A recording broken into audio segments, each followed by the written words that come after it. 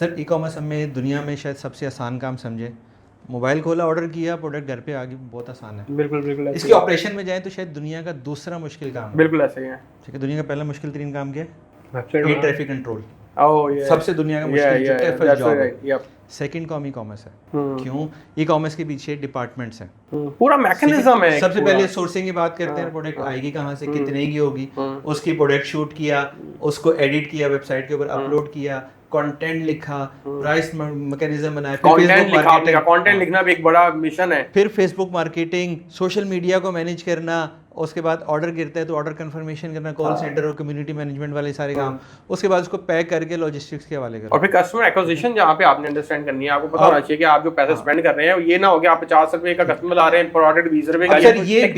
अब ये सर 10 से 12 आपके डिपार्टमेंट बन जाते हैं। किसी एक डिपार्टमेंट को बीच में से निकाल दें और देखें आपकी चेन पूरी होती है? नहीं होती। ठीक है, सोर्सिंग की हुई है, प्रोडक्ट वेबसाइट पे अपलोड नहीं, ऑर्डर कहाँ से आएगा? ऑर्डर आगे कस्टमर को भेजा ही नहीं। ये सब कुछ चीजें मार्केटिंग नहीं की है। तो आपको हर एक डिपार्टमेंट को समझना पड़ेगा। सारे काम ऑब्वियसली खुद नहीं कर सकते, टूल्स हैं।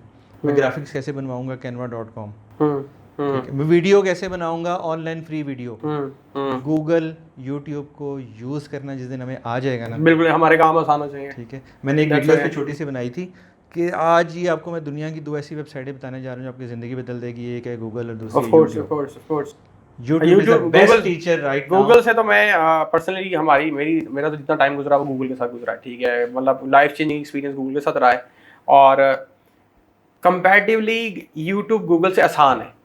सर दोनों का आसान है ना। मैं इस सेंस में कह रहा हूँ कि हमें तो पढ़ना पड़ता था ना। चलो वो आप कहते हैं जी वो बंदा जिसकी अंग्रेजी ठीक होगी वो तो चलो पढ़ लेगा, ठीक है, तो दूसरा क्या करे? तो दूसरा यूट्यूब पे चले जाए जिसकी अंग्रेजी ठीक नहीं है। सर सिर्फ आप डिजिटल मार्केटिंग लिखो तो दुनिया की हर जुबान में बिल्कुल ऐसा ही है, आपको मिलेगा। बिल्कुल ऐसा ही है। गूगल का अपना डाटा है कि मेरे पास जितनी भी वीडियोस और जितना भी डाटा है ना उसका 40% ट्यूटोरियल्स के फोल्डर में आता है, फॉर्म में पड़ा हुआ। ठीक है, बिल्कुल ठीक है। एजुकेशनल 40% ये गाने, मूवीज और ये सब चीजें अलग, ठीक है। 40% मेरे पास एजुकेशनल कंटेंट पड़ा हुआ।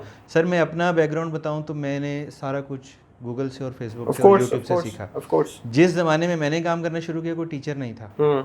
बिल्कुल ऐसे हमारा भी यही हाल है। मैंने 2004-2005 में काम शुरू किया, उर्दू पॉइंट के साथ मेरी फर्स्ट जॉब थी, और मैं वहाँ पे एज अ ग्राफिक डिज़ाइनर था।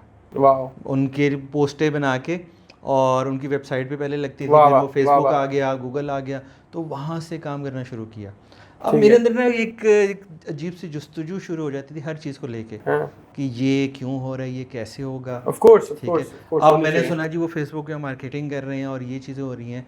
अब मैंने पूछने की कोशिश की, सर कोई सिखाने वाला नहीं था। बिल्कुल ऐसे ही है, ऐसे ही है। मुझे किसी ने नहीं सिखाया, मैंने जितना सीखा वो खुद सीखा। ठीक है, मैंने जाके सर्च करना शुरू कर दिया, और उस ज़माने में 8-9 में गूगल और फेसबुक के कुछ ऊपर कंटेंट भी नहीं मिलता था, वीडियोस नहीं थी यार, लोगों ने नहीं लिखा हुआ था उस बारे में। अपने गूगल के जो थे उनकी डिस्क्रिप्शन या डॉक्यूमेंट्स थे उनको पढ़ा। ब्लूप्रिंट उन्होंने स्टार्ट कर दिया था बहुत शुरू में। हाँ जी, ब्लूप्रिंट, यस, उसको सर स्टडी करना शुरू किया, और मेरे पास शायद पाकिस्तान में सबसे ज़्यादा ब्लूप्रिंट्स के जो सर्टिफिकेट हर कोर्स को 6-6, 7-7 दफ़ा मैंने उसके एग्जाम दिए और उसके वो सर्टिफिकेट लिए, वो फ्री ऑफ कॉस्ट है, हर बंदा उसको कर सकता है। बिल्कुल कर सकते हैं। अच्छा मुझे बताएं, बिजनेस क्या करें? देखिए बिजनेस जिस तरह मेरे को बताया कि लोग ये समझते हैं कि कारोबार करने के लिए ना बहुत बड़ी इन्वेस्टमेंट चाहिए, वो चाहिए होती है। देखिए आपने एक दुकान देखनी है, उसका किराया देना है, उसकी पगड़ी देनी है, फिर उसकी रेनोवेशन करना है, ये करना है, बोर्ड लगाने हैं, बंदे रखने हैं, फिर वेट करना है कस्टमर कब आएगा। वो वेट कर रहे हैं आपके जी, आपकी लिबर्टी में शॉप है, वहाँ पे 100 बंदा गुजरता है, 2 अंदर आ गए हैं, बाकी नहीं आ रहे। अब आप डिपेंडेंट है, लिबर्टी में खोला है तो लिबर्टी के आसपास लेट्स सपोज 2 लाख लोग रहते होंगे, तो आप 2 लाख से ज्यादा नहीं कर सकते, नहीं जा सकते। आपने देखा होगा स्पाइस बाजार है, वो गुलबर्ग में भी है, वो डीएचए में भी है। क्यों? क्योंकि उसको पता है डीएचए वाला उठ के बहुत कम है, गुलबर्ग में जाएगा, उससे करना पड़ेगा। लेकिन आप ई कॉमर्स की खूबसूरती देखें, आप लिबर्टी में बैठे, आप चांद में बैठे, आप जिधर मर्जी बैठे, आप ऑनलाइन, आप वहां से पूरे दुनिया, पूरे पाकिस्तान के कस्टमर को आप टारगेट कर सकते हैं, और 24 घंटे कर सकते हैं। एग्जैक्टली, दुकान नहीं बंद हो रही है। मैं आपको कराची की एग्जांपल दूंगा। कराची वाले ना बहुत तेज हैं। कराची वाले मैं कहता हूँ कि एक कदम आगे हैं दूसरों से। क्यों? वहां पे होलसेलर्स जितने भी थे ना, उनकी जो ख्वातीन हाउसवाइफ्स, वो घर बैठी हुई थी, प्रोडक्ट आता था घर में ही, उन्होंने बहुत ऐसा होता है ना, हम जो देसी काम करते हैं तो घर को ही गोदाम बनाया, ऐसा ही है। तो वो उन्होंने सामान रखा होता था। लाइव कॉमर्स बहुत ज्यादा स्टार्ट हो, बिल्कुल ऐसे ही 30% आपकी ई कॉमर्स की जो है चाइना की इस वक्त लाइव कॉमर्स हो रही है। बिल्कुल तो उन लोगों ने क्या करना स्टार्ट किया, उन्होंने लाइव वीडियो बनाना, लाइव करना, ये सूट देखें जी, ये देखें। कैन यू इमेजिन, लोगों ने अपनी दुकानें बंद करके वही ख्वातीन जो लाइव सेशन से इतनी सेल हुई है कि अब उनके हस्बैंड उनके डिलीवरी बॉयज बने हुए। ऐसा ही है। This is the power of echo. क्यों? क्योंकि वो दुकानदार वे एक छोटी सी जगह पे छोटी सी दुकानें बेच सकता था और वो भी क्रेडिट पे देता था। यहाँ पे कुरियर के पैसे भी आ रहे हैं, यहाँ पे आपके प्रोडक्ट भी जा रहे हैं और ज्यादा अच्छे तरीके से एक्सपेंड हो रहा है और आपके मार्जिन भी हैं। होलसेल बिजनेस में मगजमारी 5 रुपया बच रहा है, 10 रुपया बच रहा है, यहाँ पे 300, 400, 900 रुपए भी हो रही है, वेस्ट भी हो रहा है, ये भी हो रहा है, वो भी हो रहा है, बहुत सारा। काशिफ भाई, बिजनेस की तो जिसे कहते हैं कि अनटैप्ड मार्केट है। अच्छा, ये जो होलसेल का कॉन्सेप्ट आ गया लोगों का, जो एक होता है होलसेल वाले के पास ठीक है, ज्यादा अपॉर्चुनिटी होती है, पीछे फैक्ट्री वाले के पास उससे भी ज्यादा अपॉर्चुनिटी है कि वो डायरेक्ट अपने कस्टमर की पॉकेट में जाए, जहाँ पे दुनिया एग्जिस्ट करती है, कितने मार्जिन करते हैं, ठीक है, मिडलमैन सारा करता है। होलसेल का एक खास माइंडसेट है, वो कहता है तो होलसेल ही करना है, सानू कट्ठे पैसे आंदे, ठीक है। तो होलसेल वाले बंदे को क्या सजेशन हैं और साथ में वो क्या आप सजेस्ट करते हैं कि वो रिटेल भी करे? बिल्कुल बिल्कुल। देखिए, अब मैं इसकी तरफ आऊंगा कि पाकिस्तान में ई कॉमर्स है 1.0 पे, चाइना में इस वक्त 3.0 क्रॉस कर चुका है। हम बैठे 1 पे, व्हाट इज 3.0? 3.0 हम जहाँ बैठे थे, हम आज वहीं बैठे हैं। हम वहां पे भी नहीं शुरू है, हम 1 पे भी नहीं आए जी, मैं तो ये कहूंगा। ऐसा ही है। पिनडोडो के नाम से एक ऑर्गेनाइजेशन है चाइना के अंदर जिसने अली बाबा जैसे जॉइंट की नींदें हराम कर दी। ये सबसे फास्टेस्ट ग्रोइंग चाइना की ई कॉमर्स साइट बनी है, जिसने 2 साल के अंदर अपने आप को आईपीओ में रजिस्टर किया है और अली बाबा की इस वक्त नींदें उड़ाई हुई चाइना में। अगर आप सर्च करेंगे ना पिनडोडो, तो आपको उसका आइडिया होगा वो क्या है। It's basically social e commerce model. मैंने बताया ना कि ई कॉमर्स 1, 2, 3, तो 3 क्या है? 3 is basically social e commerce. वो क्या करती है, ग्रुप ऑफ बायर देख लेगी। फॉर एग्जांपल, आपने भी घर के लिए ग्रोसरी करनी, उमर ने भी करनी, मैंने भी करनी है, वो एक ग्रुप बायर्स का जो है इकट्ठा करती है। जी 5 बंदे इकट्ठे किए और अब वो गए होलसेलर के पास कि आप तो यही कहते थे ना कि कम से कम 25 उठाओ, मैं 50 उठाता हूं, मैं 50 उठाता हूं, 2 सस्ते में रेट देंगे, वो खुशी से रेट देते हैं। बिल्कुल ऐसे ही है। और आप 5 के 5 इकट्ठे लोगों को क्या फायदा हो गया जी, रेट है। तो ये है ई कॉमर्स 3.0। ऐसे ही।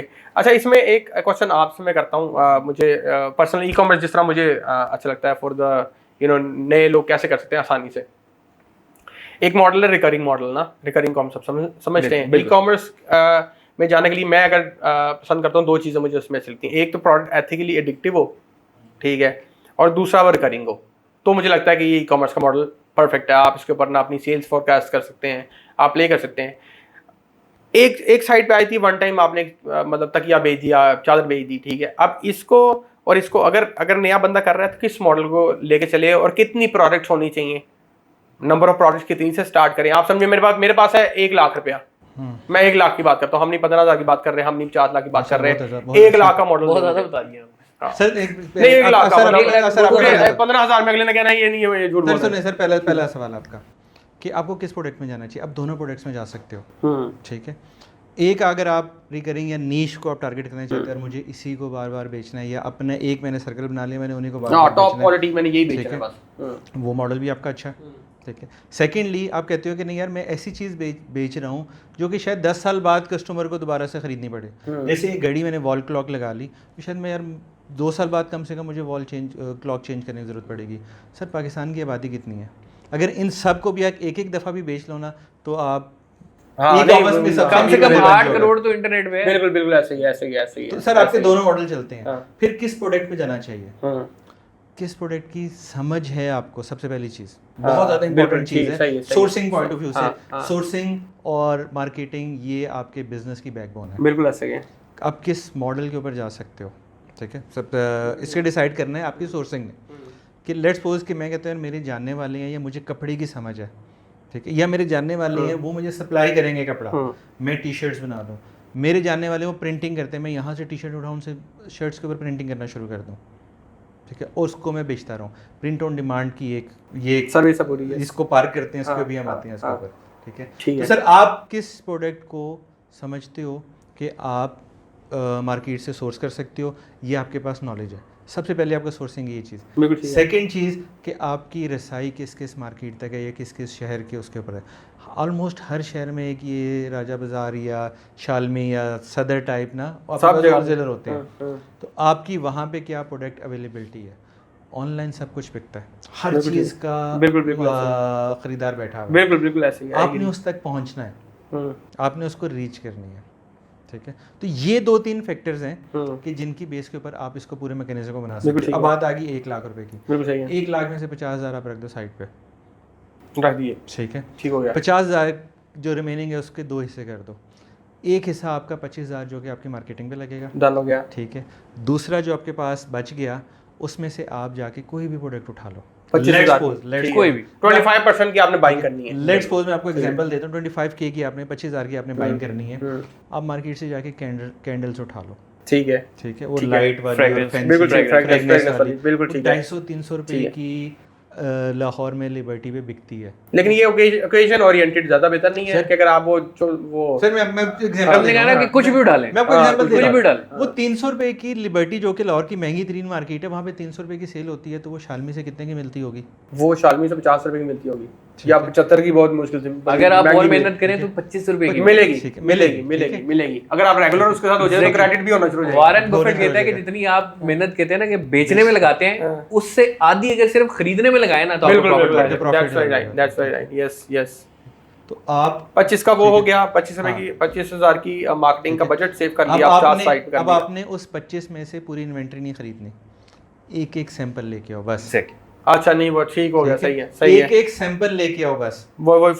आपने 30 कैंडल की एक पूरी कोलाज बनाना है, पूरे वेबसाइट पे वो कैंडल्स होंगी। बिल्कुल ठीक है। candles.pk हमने ले ली, एक मैं वहां से उठा के ले आया, ठीक है। 50 रुपए की अगर एक मिल रही है और 30 लेके आए तो 3,000 रुपए की, बिल्कुल ऐसा ही है, ठीक है।